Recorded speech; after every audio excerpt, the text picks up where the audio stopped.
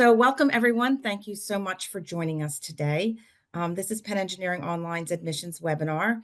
And today we're going to be focusing on our Master of Computer and Information Technology program, otherwise known as our MCIT Online program. So my name is Jacquie Panto. I am the Associate Director of Admissions for Penn Engineering Online. And today we really have a packed webinar for you. Lots of great information that we're going to share with you. So we're going to talk a lot about the MCIT program, what the program's all about, who it's designed for, what the curriculum's about, what you're likely to do after you graduate from the program. And then we also have a very special guest with us today. We have Adrienne Yoder, and Adrienne is our academic advising manager. So all of our advisors report into her. They work together, making sure that our students have everything they need to be successful. So Adrienne works day in and day out with current students. She has office hours. She's helping them navigate through the program, making good course selections for them, advising them on the best courses to take, etc. So she's got a lot of information to share with you about those resources, how to get involved, how to be part of a very robust community, and beyond. So lots of great information coming your way. So it really is going to be a packed hour. In addition to that, we are 2 weeks away from the deadline, and cannot believe it. Final deadline is 2 weeks away on November 1st. So I am also going to spend some time towards the end of the webinar going over some application tips, giving you some pointers on different application elements, and hopefully getting you all squared away so that you can take these final 2 weeks in either finishing up your application, or I'm sure there's a few on here who want to apply and haven't even started their application yet. So we'll try to get you situated and get you all set so that you can make deadline by November 1st. So again, lots of information, and you picked a great webinar. We're going to go through lots of details with you. So before we actually dive into the presentation, I wanted to go over just some webinar useful information to how it's going to work. So number one, no need to frantically take notes. We are being recorded. So you can go back and watch this webinar as many times as you want. If there's something that you know we said and you can't exactly remember, you can go back and listen to that and watch it. The other thing I wanted to point out, past webinars and recordings are a great resource for you. So if you're trying to learn about a particular program, if you want to hear from current students, if you're curious of what our alumni are doing, all of that is in a webinar somewhere in our YouTube channel. Almost every year we bring in alumni, we bring in current students, we talk to program directors. There's just lots of great webinars for you to watch and for you to learn about Penn Engineering Online. So I highly recommend that you use those recordings as a resource as you're going through either trying to do the fact-finding process about programs or even through the application process as well. Now, in terms of questions today, we want you to ask questions. We have an entire team behind the scenes ready to answer those questions. And Adrienne and I will be answering questions as well. So what we want you to do, use the Q&A toolbar in the Zoom, in Zoom on the toolbar there. So use that function, type out your questions there, and then we have folks behind the scenes that are going to answer those questions.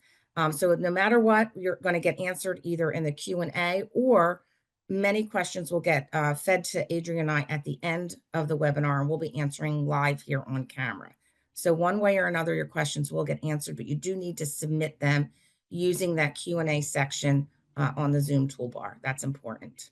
Okay, so the first thing I want to talk about before we jump into MCIT is why Penn Engineering Online? What's so special about us? What do we have going on, and why should you choose Penn Engineering Online? So there's actually four main things. There's lots of reasons, but we've kind of summed it up into four main reasons. Number one is our faculty. We have amazing world-renowned faculty, and the same amazing world-renowned faculty that teach in the on-campus program will be teaching in the online program. So you will have access to the faculty. They're the ones that you'll see on the lectures, on the lecture recordings. They have office hours, and they're very involved with our students. So again, same world-renowned faculty will be teaching in the online program. So you'll have access to these great educators, these great researchers. There's no difference between that with on campus and online. In addition to that, you'll be able to enjoy an asynchronized approach to your education. So there are no required lectures, there's no required recitations, there's really nothing that you are required to attend because all of our lectures are recorded. Now, you may have group projects, so you might have certain times that you're going to meet with, say, your teammates, but you would have the ability to choose those times and you would all work together on times that work best for everyone. But everything is asynchronized, so you're not locked into joining a particular lecture at a particular time. So that's a beautiful thing. The other thing is flexibility. You have a lot of flexibility in terms of how many courses you want to take each semester. You decide that. You decide if you want to take one course or if you want to take 3 courses. That's all up to you. Adrienne and her team can help you with maybe coming up with what's best. You talk about your situation, what's going on in your career, your profession, and they might say, well, it might be best this semester to take 1 course, or maybe, yeah, you're good to take 3, but they can kind of help to guide you, but you ultimately decide what's best for you in terms of choosing your courses. The other thing, you do not have to take courses in the summertime. Though all students are required to take courses in the fall, they're required to take courses in the spring. But you, by all means, can take some great vacation in the summer, or you can just put your feet up and watch Netflix all summer, or whatever you want to do.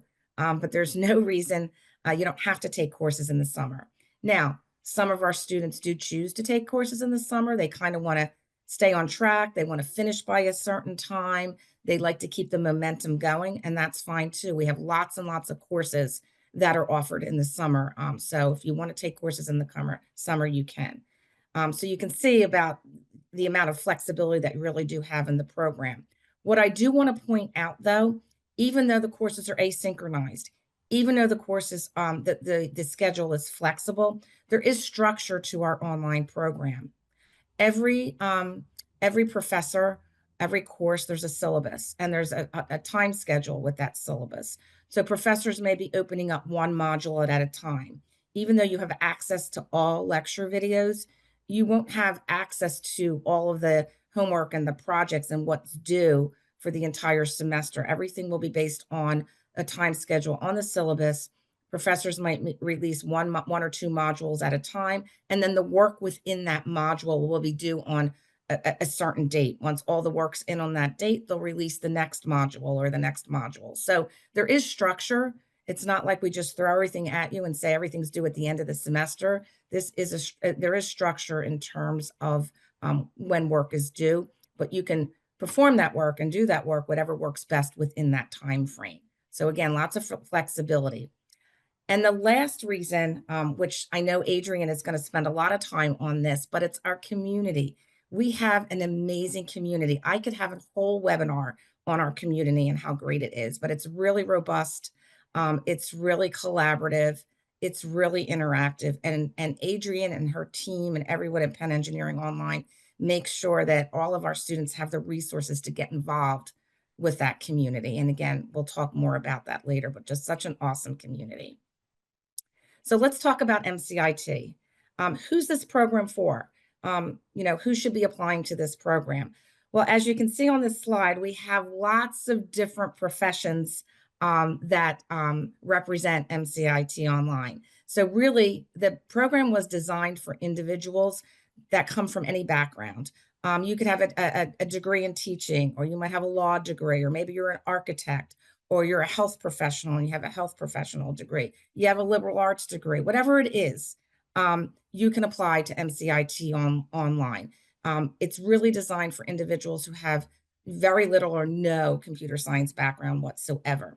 So a lot of times people will come to MCIT because they're in a particular industry or a particular profession, and they want to get into the tech industry. They want to transition and they want a computer science background so that they can transition into tech. Other applicants or other folks will come to us.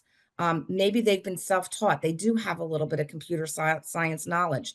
They might be working in some sort of computer science field, but they were self-taught.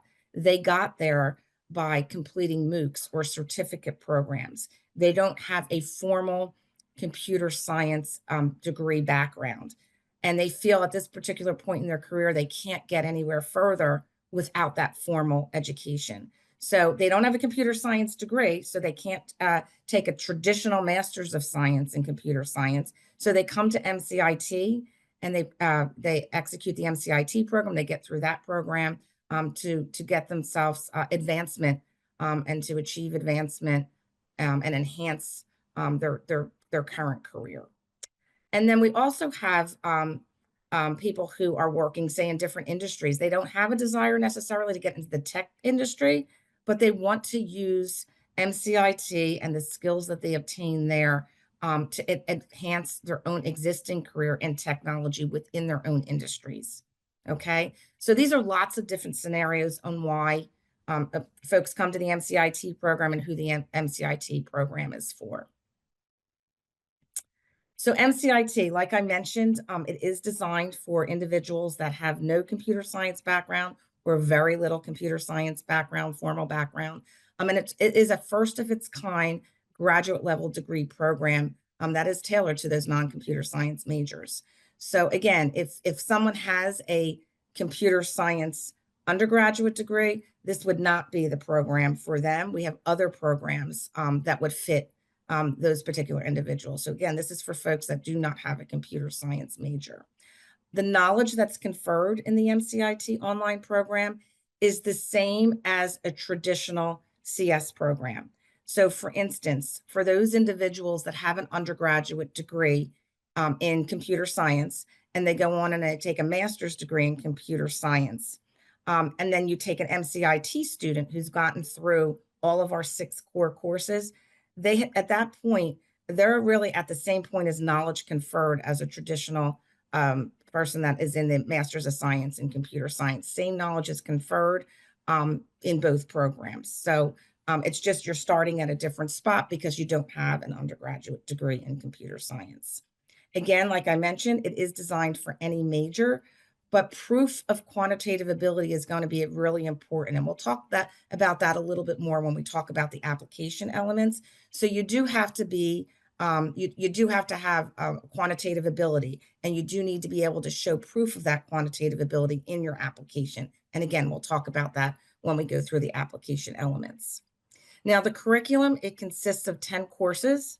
So you're going to get through 6 core courses, and then you'll choose 4 electives. And again, depending upon what your goals are and what you're looking to do after the program, that might dictate the electives that you're going to take in the program. And again, our advisors can help with all that as well. But it's 10 courses, 6 core courses, and 4 electives. Okay. So what happens when you complete? A lot of people ask about possible career outcomes. So number one, a lot of people want to develop their CS skills because I mentioned they want to break into the tech industry. So they're getting into the tech industry. They might be a software engineer or become a systems engineer, software developer, something along those lines. So they're looking to break into the tech industry. And the interesting thing is, if you go on to our blog and listen to some of our other past webinars and listen to students, and Adrienne can talk about this too, some of our students actually get these jobs before even graduating from the MCIT program. They get through the core courses or most of our core courses, and they actually start applying to these jobs and are able to obtain these positions just getting through our core courses. So it really is, I've heard directors in the past almost call it like a superpower after you get through those core courses. So yes, definitely a way to break into the technology industry. And like I mentioned, other individuals, they gain these skills for advancement in their current non-technical industries. So you'll see MCIT students graduate and you see some of their job titles as portfolio manager. Sometimes they stay in education and they're education or a professor, product manager, and lots of fintech, which is really popular as well. So again, may not necessarily be to break into tech, maybe using those computer science skills for enhancing and advancing in your own non-technical industry. And then another possible career outcome, we do have some students that use this as a stepping stone to a PhD program. So we don't necessarily have a research component built into the MCIT program, but you're certainly at a great university if you're looking for research positions. All of our faculty are incredible researchers, so you can seek that out on your own and use this program as a stepping stone to the PhD program. So in addition, what I wanted to talk about is a little bit, some of our students, they use the MCIT program as a pathway to another program or to another educational option. So within Penn Engineering Online, we offer our MCIT students an option to do a dual degree. So you could dual degree into MSEAI, which is our Master's of Science in Engineering and Artificial Intelligence program, which does require a computer science degree, okay, to apply to that program. Or you could also dual degree into our Master's of Science in Engineering and Data Science program, okay, which requires that computer science background as well. So those are two options to dual degree. And what you would do there is complete your MCIT program. You graduate from there. But in your last semester of MCIT, when you're taking your last course or your last few courses, you could apply to that second degree program as a dual degree student. It's an abbreviated application. And if accepted, and you need a 3.5, I believe is the GPA for that, you would bring 4 courses from MCIT to that second degree, leaving you with only 6 courses to earn the second degree. Okay, so that's another great option, a great pathway. In addition to the other degree programs, some of our MCIT students, and again, maybe after the MCIT program, you're done with taking classes for a while and you need a break. And within 5 years, you might come back. And even within 5 years, you could apply to the dual degree program. Or you could do a cert. We have a lot of certificate programs. We have a data science certificate, graduate certificate. We have an artificial intelligence graduate certificate.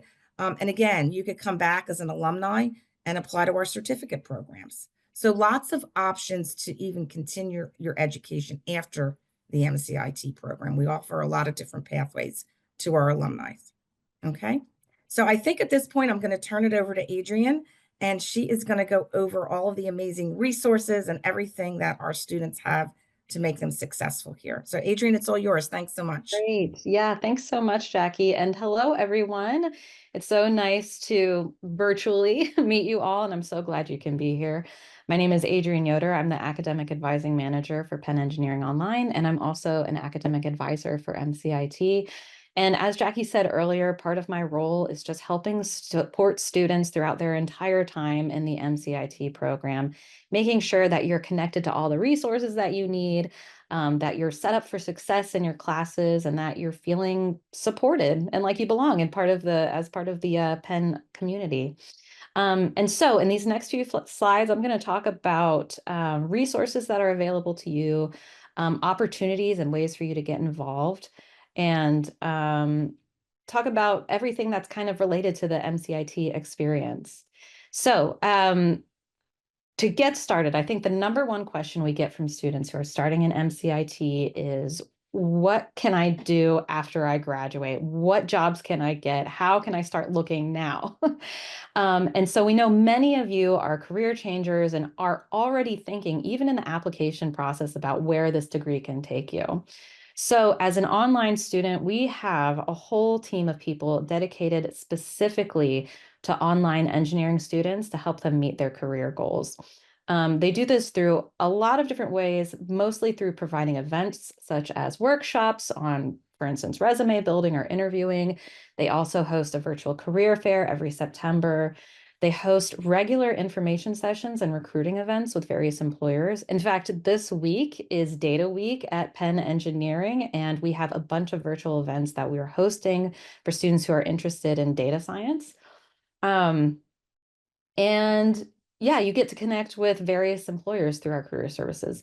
It's also, our career services have ways that you can access various job boards and job platforms as you're looking, and ways that you can network with industry professionals and alumni, as well as one-on-one coaching. So you are well taken care of. If you have questions about, what you want to do next, we have a whole team of people who are really just wonderful, and they're experts in the field of computer science and where you can take your career next.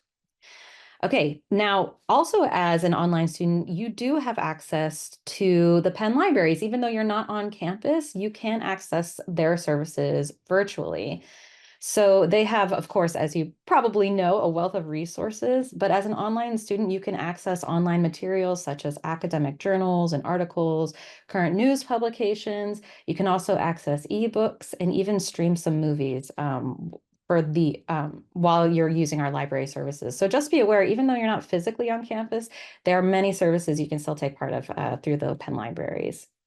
Also, as a student and as a future alum for Penn, for the University of Pennsylvania, we want to support you during your time as a student, but also well after you graduate.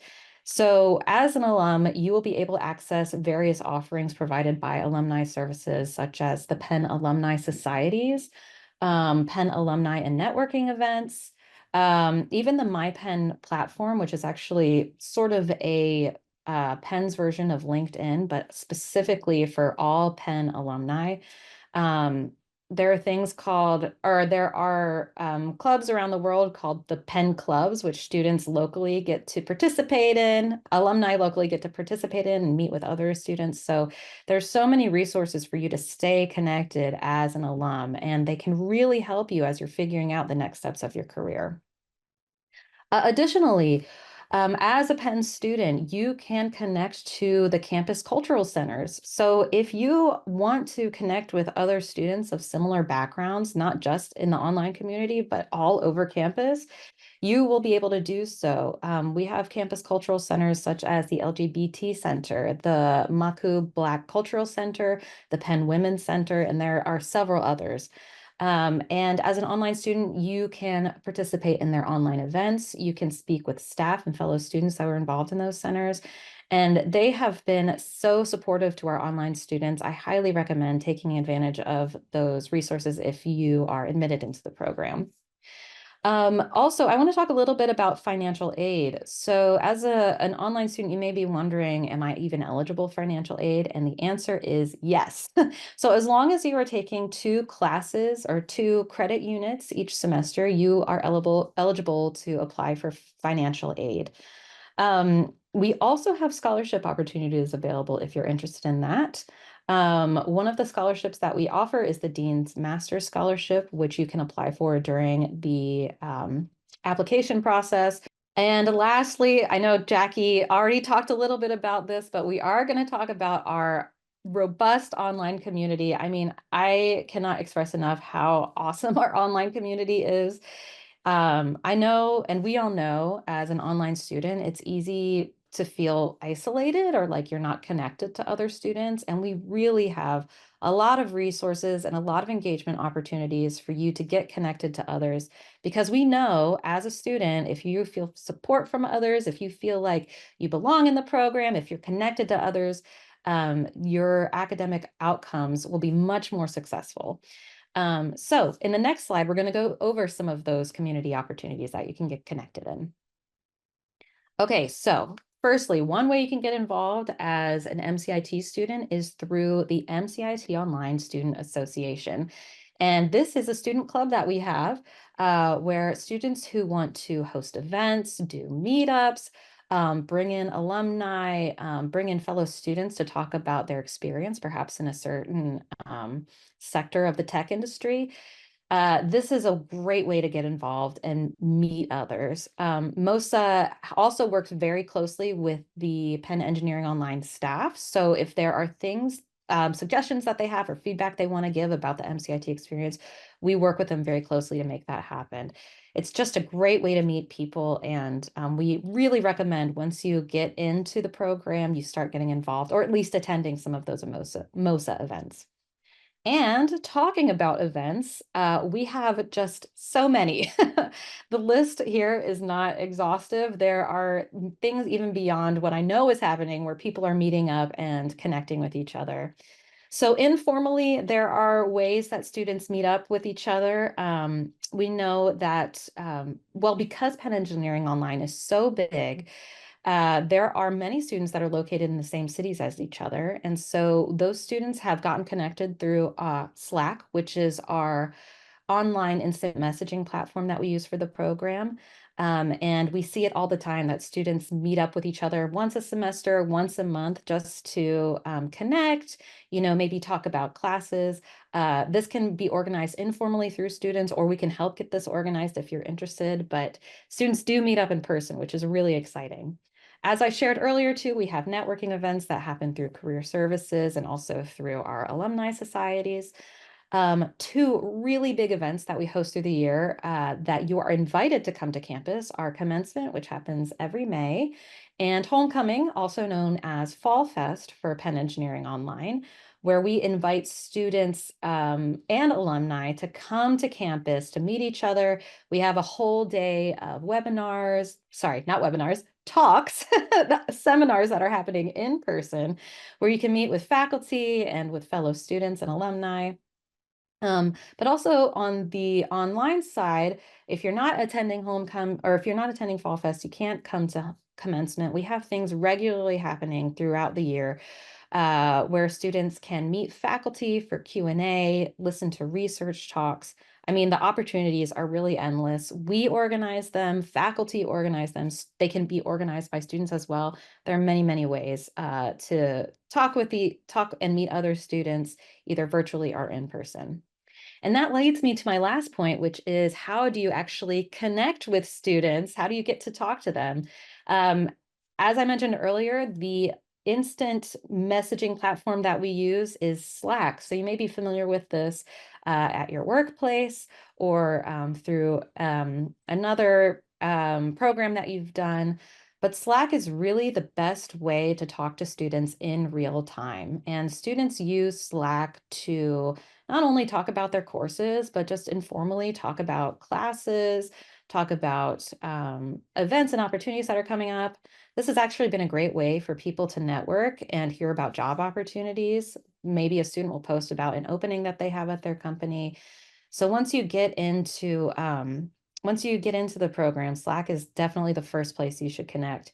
I remember having a conversation with a former student who described Slack as sort of the backbone of the community for Penn Engineering Online. So that is really the best way. If you want to talk to current students, you can do it through Slack. But also other ways to connect are through our LinkedIn group, which once you're admitted, you'll be invited to. And through Ed Discussion, which is one of the forums that we use for students to connect about their courses and to talk to faculty and TAs in their courses. And so actually, that's a great segue into our next slide, where I'm going to talk a little bit more about what it looks like on the course delivery team and how you're supported by the course delivery team throughout the semester.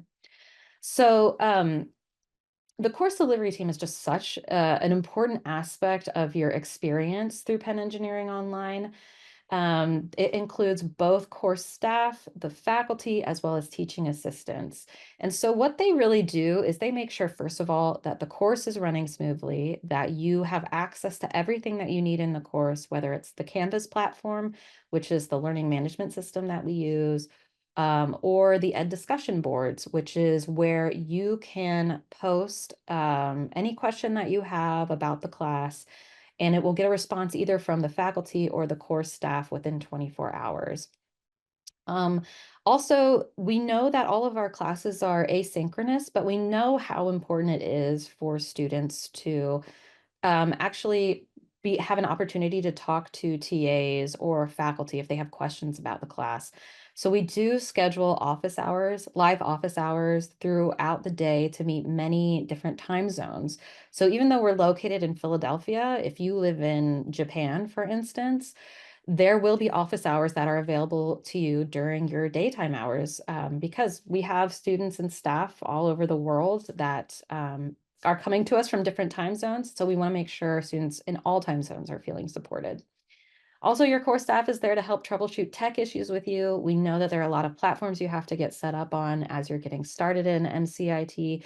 And so they will work with you as you are getting those installed and ready on your personal laptop. Also, I want to talk a little bit about student outreach. So we know our classes are really big, and we also know that students can feel isolated in the online learning environment. So our team is very intentional about making sure every student feels supported. In particular, what we do in classes is our course staff reviews grade books and reviews exams every week to help identify students who may be struggling with the material. Maybe they haven't logged in recently or haven't been participating a lot recently in the class. um, my team, the advising team, as well as the core staff team will work together to make sure that that student is getting outreach, that that student is meeting with us. If they're experiencing something extenuating outside of the program, that we are working with the course team to make sure that they've got accommodations or extensions in place, and that we can talk through them with their options if they can't finish the course that term.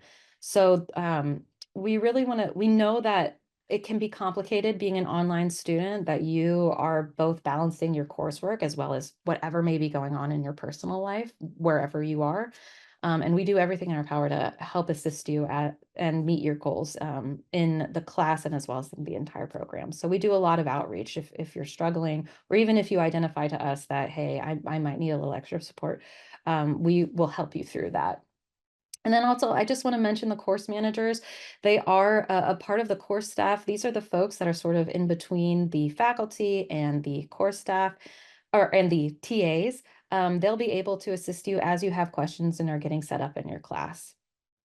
And I'm going to talk a little bit now about actually if you want to get involved in the classes, either as a student worker or as part of a practicum. There are lots of ways to do that. You can either be a teaching assistant, you can participate in the teaching and learning practicum, or you can be an academic coach. I'm going to talk a little bit about each of these opportunities. So as a teaching assistant, your primary focus, first and foremost, is to support the course, to support the students in the course, and to support the faculty as well. So that will be anything and everything from leading recitations, grading homework, um, leading office hours, recording office hours, answering questions in ed discussion. If you are interested in teaching and interested in maybe eventually even working in education or at an ed tech company, this is a really great opportunity for you. And also, Jackie mentioned earlier that, we don't have research opportunities that for academic credit for MCIT. But this is a really great way to get connected to a faculty member. So if there is a faculty member who's working in an area of research that you're interested in, we recommend, applying to be a teaching assistant for their course, because not only will you get exposure and experience to the topic that they're interested in, but you'll actually get to interact with them and have a little bit of a connection as you're thinking about your PhD journey. So we recommend getting involved as a teaching assistant if you want that kind of experience. And then teaching and learning practicum, this is actually an opportunity also very similar to the teaching assistant position, but this is for students who are located internationally or are interested in learning more about the pedagogy behind teaching computer science. So what's involved in this is everything that we described as a teaching assistant, but also you will get to attend seminars and webinars about, tutoring, grading, sort of the philosophy and ideals behind all of that. And it is what is also great about it is if you participate in this, one of your courses that you're taking that semester will be paid for. So part of being a teaching and learning practicum student worker will be that you don't have to pay for one of your courses that semester, which is really helpful. And lastly, I want to talk about academic coaches. This is a fairly recent position that's been created for Penn Engineering Online. But what we know, or what we've seen, is that as students get started in their online program, sometimes they just need a little bit of support to get connected to their classes, to get connected to other students. There are so many resources actually in our program and at Penn that it can all be a bit overwhelming. Academic coaches are there to primarily support those incoming students in those first three classes, 591, 2, and 3. And what they do is they can help tutor you in these classes, but they are also there to help you learn about the MCIT experience. They are all people who are current students in MCIT or alumni. They know what the MCIT experience is like. They know the ins and outs of certain classes.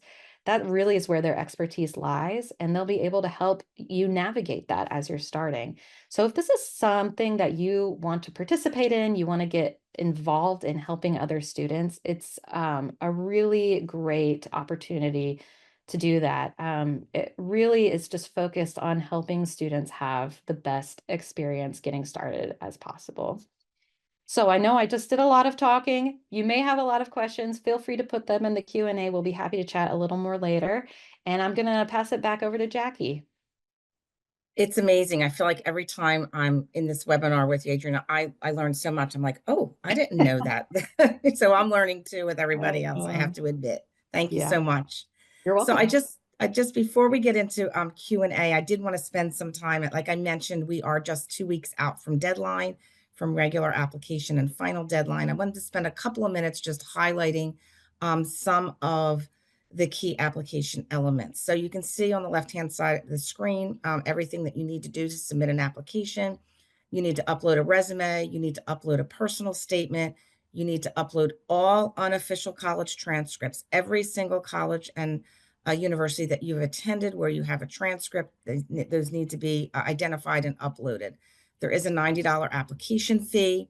And then letters of recommendation, those are going to come from your recommenders. Those recommenders upload the letter to a unique link that automatically attaches it to your application. The GRE is optional, and the TOEFL is only if it's applicable. That's our English language proficiency test, only if applicable. So a couple things I wanted to focus in on. Number one, the personal statement. It's really important in the personal statement. Everyone will ask questions about this, but it's really important that you answer all of the questions.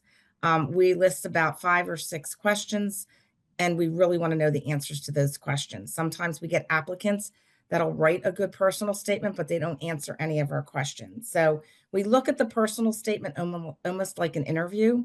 We don't interview applicants, but that personal statement will tell us a lot about the applicant. So please be sure to answer all of our questions. Sometimes applicants, if they might have, maybe they have an extenuating circumstance. Maybe they had a semester in their undergraduate career where they didn't do so well. Perhaps they were ill, or there was a family member that was ill, whatever the case may be. If there is any sort of extenuating circumstance, you can also include that in the personal statement as well. That would be a great spot to put that. In terms of letters of recommendation, um, who should you ask? Really important to think about that. They do not need to be, and we wouldn't even expect them to be academic recommendations, because many of our applicants, they might be mid-career. So they graduated a while ago from their undergrad or even a master's program. So if you've graduated a while ago, an academic recommendation really might not be the best choice. So you do not have to provide an academic recommendation. Professional recommendations are absolutely fine.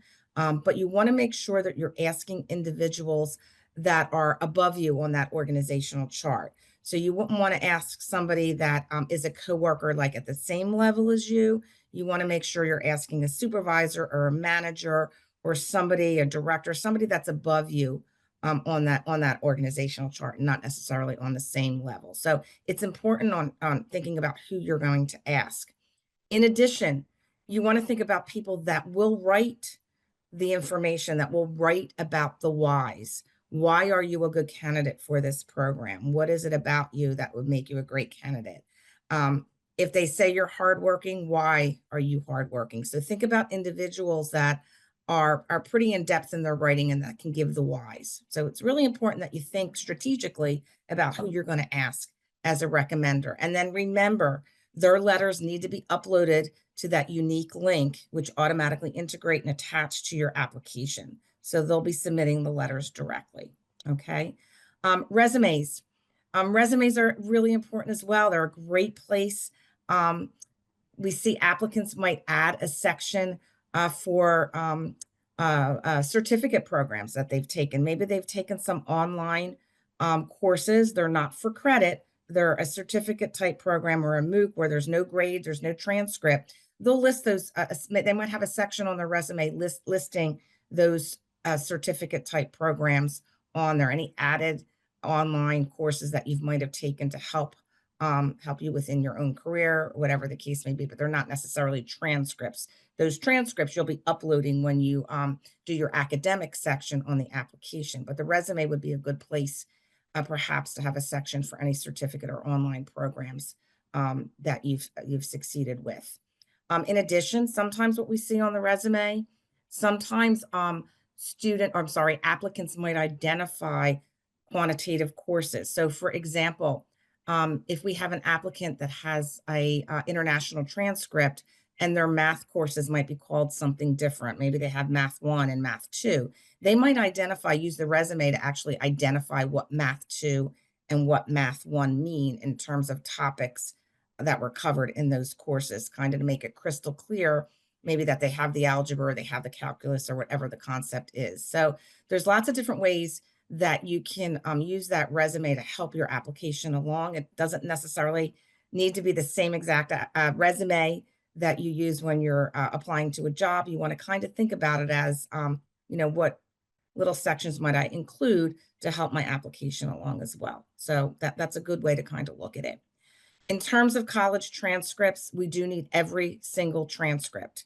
So at every school you've attended, we need you to upload that unofficial transcript. GREs are optional. They are used as a tool to help prove quantitative ability. Remember, I mentioned that quantitative ability is important to prove on the application. Students, or applicants, I should say, that do not have a lot of quantitative courses on their transcripts. Maybe they don't have any math, or maybe the math was a long time ago, or maybe they didn't do well in the math. Whatever the case or the scenario is, you could use the GRE as a tool to help with quantitative ability. Okay, so it's optional. We don't care whether you submit a GRE score or not, but it is a tool to help with quantitative ability. And then the TOEFL score is only needed for anyone that is not a US citizen or not a US resident. If English is not their primary language, then you would need to submit a TOEFL score. And the TOEFL score can be waived if you received a degree from a university where the instruction was English, the medium of instruction was English. Okay, so that gives you a little bit of information and some key tips about the application. I want to point out dates and deadlines. I mentioned November 1st.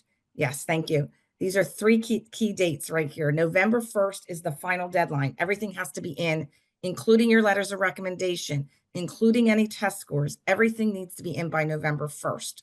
So if you've already submitted your application or you're working on your application, I would remind those recommenders now. They only have 2 weeks to get those letters in, maybe pad it a little bit and tell them they need to be in by the 25th of October or the 28th of October, but they do need to be in by November 1st. All decisions will be released on November 27th. So for those that celebrate the Thanksgiving holiday, that's the day before Thanksgiving, November 27th. And then for those students that were admitted to the program and they have an admit decision, they would need to give us their decision, their confirmation, and their deposit by December 4th. So those are three really important dates to keep in mind. Okay. So what I want to do is we have a few minutes to work on some questions and answers. So let's get some questions answered. So I'm just going to go over here to my other screen and see what questions have come in. Okay, so we do have a question about, and I did go over in the beginning about some of the jobs and the careers that our MCIT students who graduate, what their career outcomes are. But we do have, what jobs can someone without computer science background get with the MCIT Online program? So I'll answer that, Adrienne, if you want to chime in, go ahead. But basically that it's almost like the sky's the limit a little bit, because you can really get any sort of a technical job. Once you get through those core courses and then complete the program with your electives, really is somewhat of a superpower in terms of programming and coding. What I mentioned and on what you saw on that slide is you might be a software engineer or systems engineer, anything within the tech industry. And our career services department, like Adrienne mentions, helps you to prepare for those interviews, because those interviews are not like normal industry interviews. Those tech interviews are somewhat different, and our career services department would help with that. In addition to jobs within the tech industry, we have students that are looking for to advancement within their own industries. So lots of students in fintech, even educators, teachers. We have attorneys that are in the program. So that really there's just a wide variety of pathways in terms of career outcomes with the MCIT program. I strongly urge you to go into the website, go to our career services section of the website. At the bottom of the page is an outcomes report, and you can go through that outcomes report, see where people are landing, job titles, and companies that they're working for, and salary as well is in there. So definitely want to look through that. Okay, the second question. It says, are there any recommended Coursera courses or online courses that can help prepare students' proof of quantitative ability? What math courses should we focus on to help us prepare for MCIT? Okay, so in terms of quantitative ability, so basically the rule of thumb is the highest proof of quantitative ability on the application would come in the form of a grade on your transcript, so a course grade or a test score. That's the highest proof of quantitative ability. So we review the application holistically. We look at all quantitative courses that are on your transcripts. And then we're also looking, obviously, as part of that quantitative ability, we're looking at the math courses, what math the applicant has. And then what we usually tell our applicants too, if we're asking about the types of math, if you're looking to try to supplement your transcripts, the math, obviously, that's closely related to computer science would be algebra. And we see calculus because a lot of times students are taking calculus in their undergrad. If you got to the calculus level, you can't get to the calculus level without that algebra. So algebra is all part of that. So those are the types of math courses we would typically see. But again, we do look at all quantitative ability. And if you're looking to help with your proof of quantitative ability, just keep in mind that the grades, so taking courses at a local college and submitting those transcripts or taking the GRE test scores, grades and test scores provide the highest proof of quantitative ability. Now, taking online courses such as a Coursera course, that's a great thing to do. It's looked upon as favorable, and it does help you to get a good understanding of maybe some of the concepts that are going to come down the pike in the MCIT program, or help you to brush up on maybe math concepts, but they may not be enough to prove quantitative ability because there's no grade. We don't really know how well you grasped the concepts or did, in the certificate program. All we really know is that you completed it, and that's great, but there's nothing measurable with it. So it may not be enough to prove quantitative ability. So I hope that's clear. And there was a second part of that question, which was a third question that came in. It said, I may take 1 or 2 semesters of courses as a community college. Would that help with quantitative ability? It just depends on what you're taking, obviously. And if you're taking all computer science courses, that make you overqualified for the MCIT program. But again, for applicants that are looking to help with proof of quantitative ability, they might take courses at a local college, or they might take the GRE. So I think that kind of helps with the quantitative ability question. And then Adrienne, we had a question about how an applicant is asking, how often should a student be meeting with their academic advisor? Like, how much involvement do they have with their academic advisor? Yeah, that's a great question. So our goal for each academic advisor is to meet with each of their students at least once a semester. But of course, we would love to meet with you more if you would like. So we'll probably meet with you at least once at the beginning of the semester. And as you're thinking about what courses to register for next semester, we'll send out reminders that, hey, you can meet with us again. We do have office hours available every week. Most of our advisors have around 15 to 20 office hours available. So you're able to sign up for a time there. And yeah, at least at least once a semester is our goal, but we're happy to meet with you more than that. Awesome. And then we also have a question that's asking, even though I'm in the online program, if I live close to campus, what resources on campus would I have Oh, access to? Yes, that is great. And we would love for you to visit campus. Um, yeah, so as an online student, once you come to campus, the first thing you'll need to do is get a photo Penn card, which is like the ID card for all Penn students. And then once you have that, you actually can get physical access to the libraries, to the engineering school, to the grad student center, to just so many other buildings on campus that you normally wouldn't have access to if you didn't have that photo ID card. So um, I really, there is so much that you can access. And I would say you have access to most physical buildings on campus, probably minus just a few that aren't able to support online students. So I would say, as you're thinking about coming to campus, think about the things that you're interested in and what you want to visit. Like if you want to visit the gym, which some of our students do participate in. Um, or like maybe a research facility, let us know as your advisor, and we can confirm with you the specifics about what you can access and what you might not be able to access. But generally, like our students have had a lot of success being able to access the things that they're interested in. That's awesome. And if I remember correctly, Adrienne, we had this online student that was talking about some on-campus clubs that they were able Mm. to participate in. And I think it was even virtually. I don't even think it was Yeah. from coming to campus, but I think it was some quantitative club or something. So I Yeah, think yeah, that's that depending upon the club, I even think that that's yeah. accessible as well, right? Absolutely, yeah. So as I mentioned, we have the MCIT Online Students Association, but our students are able to participate in any on-campus club too. What I would recommend is just getting in touch with the executive board or the leadership of that club to see if they can accommodate online students. Some of them, like one that comes to mind is Penn Electric Racing. That is a club that is primarily on campus because you're building a race car. But you can always talk to the or the club leaders to see if you're able to participate. And a lot of our students have gotten involved that way as well, because there are remote opportunities for remote clubs or for even on-campus clubs. So yeah. Yeah, absolutely, for sure.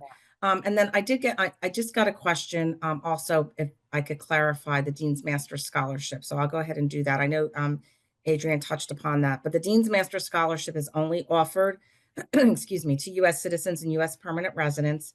We only offer that opportunity in the early application round. So for example, if that's something that you're really interested in, you wouldn't be able to apply to that now for the November 1st deadline. Our early deadline for this cycle was back in August, so that was missed. So if that Dean's Master Scholarship is something you're interested in, you would have to wait and apply to fall 2025 early cycle. That application opens up December 16th. And I believe the early deadline is somewhere in early March, March 1st to March 3rd, somewhere around there. I forget the exact date. So if you're interested in the Dean's Master Scholarship, it's only offered in the early round, and it's only for US citizens and US permanent residents. So that wouldn't be working, you wouldn't be able to do so now in this regular round. So I just wanted to make sure you understood that as well. I think we have time for just one more quick question. Um, and we had a question, I think you touched upon this, Adrienne, but we had a question about how does the timing work for office hours with faculty and TAs if I'm not on the East Coast? Yeah, yeah, that's a great question. So we are very intentional about scheduling office hours at all times of the day so that all students can attend. So, there will be many that can accommodate Eastern time zone, but we have some that, it would be midnight at Eastern time because we have a lot of students that are in China or in Japan or in Korea. So our TAs, they all live in different time zones. They have different schedules that work for them. So they make sure that within their classes, there are office hours that are around the clock. Um, Even if you can't, like, say maybe the time works, in theory for you, but you're just so busy, you're not able to attend live, that's fine. We actually record all office hours. So if you can't attend last night's session, whatever it might be, it'll be posted in Canvas the next day so that you can watch and learn that way. So even if you don't have the option to attend live, we still record it so that you can watch later. Awesome. Yeah, I think there's just so many, we try to Yeah, leave no stone unturned when it comes to exactly. connecting for sure. Oh yeah, for sure. Excellent. Hmm. All right, so we're running out of time, so I just want to go over just a few great questions, everybody, by the way. That was awesome, but I want to go over just a few things, what you can do after this webinar is over. So I'm going to show you some areas what you can focus on. So if you have questions after the webinar today, number one, you can attend another event. We do have lots of office hours that are coming up. We have lots of coffee chats, rather. I didn't mean office hours. We have lots of coffee chats that are coming up. So the last box on their additional events, that'll take you to our events page. You can sign up for a coffee chat. We have 4 more coffee chats, I believe, this month. We also have an event this Thursday. So if you are somebody that started an application, we are having an application completion seminar. It is a private event only for those individuals that started an application. And you are going to be able to meet with the admissions team. You'll be able to ask your questions about any application element. We'll have breakout rooms by application element. So you can go into those breakout rooms and ask your questions about the personal statement, and then go into the breakout room about the transcripts and ask questions there. So you can kind of hop around to different rooms and ask all your questions. That's this Thursday, the 17th. And again, that's only for people that started the application. So if you haven't started the application, you want to make sure you start the application before Wednesday evening, before tomorrow evening, so that you can get your final, I think it's tomorrow by 6, you have to start your application. And then you'll get a final invite to that event. So that's a great event to attend. That's this Thursday. The FAQ database, that's huge. Go to our website, go to the FAQ database, tons of questions and answers in there. I think it's a great spot to look for whatever your question is. Of course, if it's not there, email us. We do our best to try to get back to emails within 24 hours. We do have office hours, but I got to be honest, they are pretty full right now. We're mid-month and we have a deadline in 2 weeks. So we do not have a lot of open office hours. We are going to try to add some more, but believe me, between coffee chats, between our email, between our FAQ database and our application completion seminar on Thursday, lots of ways to get your questions answered. So don't fear, don't worry. So that's about it. That kind of wraps it up. And we are almost at time. We're a minute away. So thank you so much for joining us today. You asked great questions. You all asked great questions. Adrienne, thank you so much. Like I said, I always learn so much from you as well. And I wish everybody a great day or an evening, depending where you're joining us from. So thanks so much. Bye-bye now.